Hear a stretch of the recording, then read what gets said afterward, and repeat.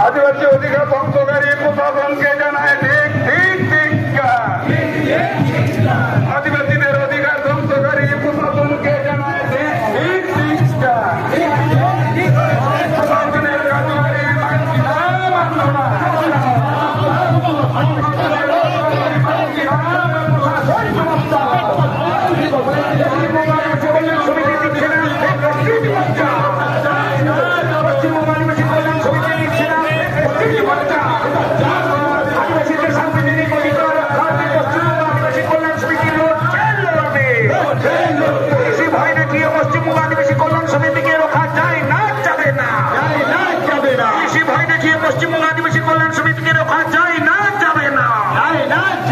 আদিবাসীদের অধিকারের সচেতনতামূলক প্রচারে প্রশাসনের বাধা কিসের তাগিদে প্রশাসন জবাব দাও।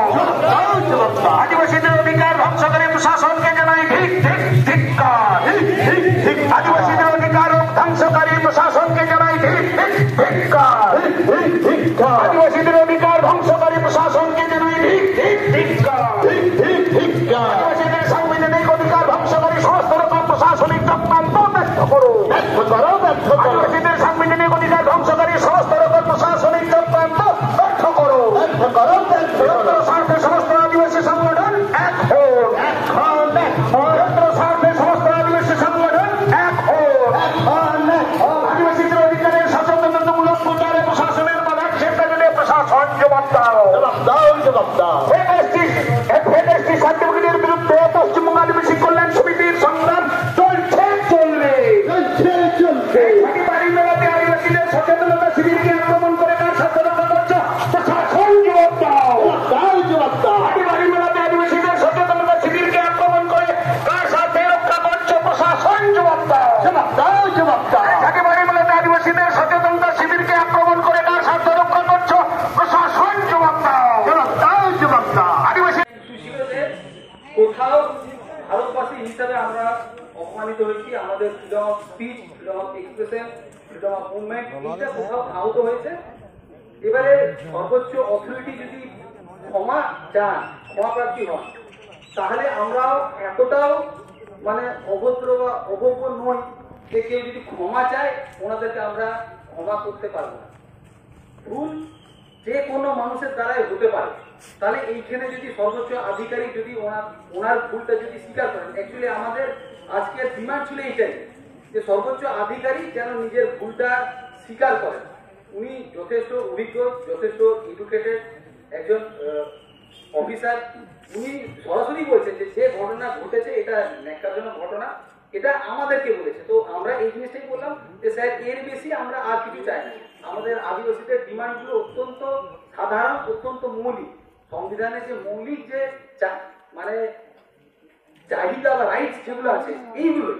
তো এইগুলো কোথাও যেন মনে হয়েছে যে এইভাবে বলা যে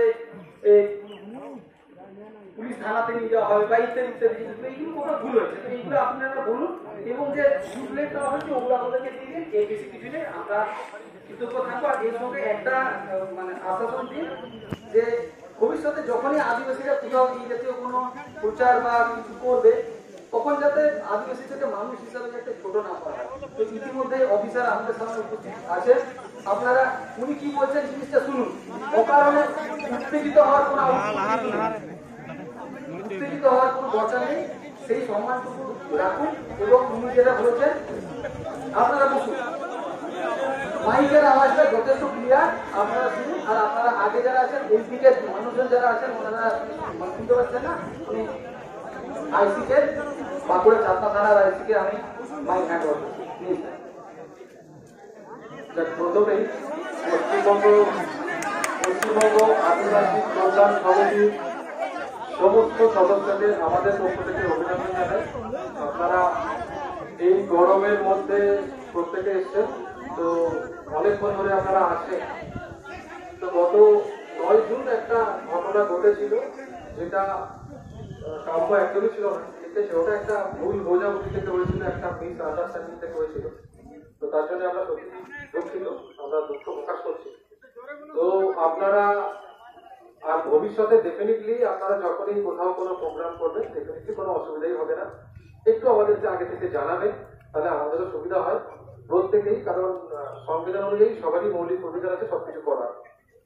তো আর বেশি কিছু বলার নেই, আপনারা প্রত্যেককে ভালো থাকবেন। আমি আইসি ছাত্রা বলছি, ঠিক আছে? সিদ্ধার্থ শাহ, আইসি ছাত্রা বলছি। প্রত্যেকেই ভালো থাকবেন, ভালো থাকবেন।